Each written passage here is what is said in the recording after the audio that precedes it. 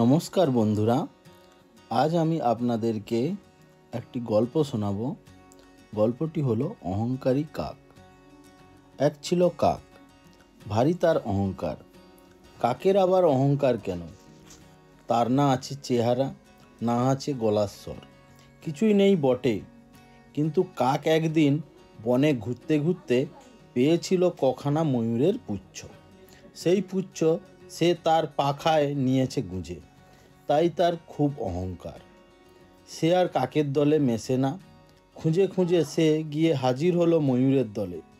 ময়ূরেরা তার পালক দেখে ভাবলে সেও বুঝি ময়ূর। কাকও তাদের দলেই আছে। কথা সে কয় না, চুপটি করে থাকে। কথা কইলেই তো তার আওয়াজ বেরিয়ে পড়বে। এই করে দিন যায়, মাস যায়। সেদিন ছিল আকাশে খুব মেঘ, আর পেখম ধরে নাচছে ময়ূর। কাকও তাদের দলে। হঠাৎ ময়ূরের দল ডেকে উঠল। কাকও ডাকতে লাগলো। সেও ভাবলে এতদিনে নিশ্চয়ই সে ময়ূর হয়ে গেছে, তাই সে আর চুপ করে থাকতে না পেরে ডেকে উঠল। ময়ূরের কেকা স্বরের মধ্যে কাকের কা কা স্বর শুনে ময়ূরেরা চমকে উঠল। তারপরে ঠোঁট উঁচিয়ে তেড়ে এলো তার দিকে।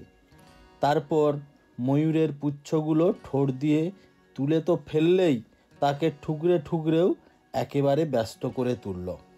কাক শেষে প্রাণ ভয়ে পালিয়ে এলো।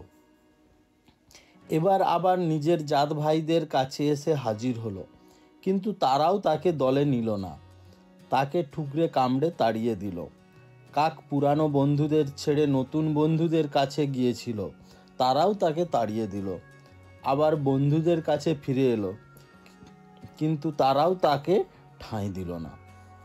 তো বন্ধুরা, এই গল্প থেকে আমরা এই সারাংশে উপনীত হই যে যাহা তুমি নিজে নাও তা নিয়ে করো নাকো জাঁক, ময়ূরের পুচ্ছদারি হয়েও নাকো কভু কাক। তো বন্ধুরা, গল্পটি যদি ভালো লেগে থাকে অতি অবশ্যই চ্যানেলটিকে সাবস্ক্রাইব করবেন এবং লাইক কমেন্ট করতে ভুলবেন না।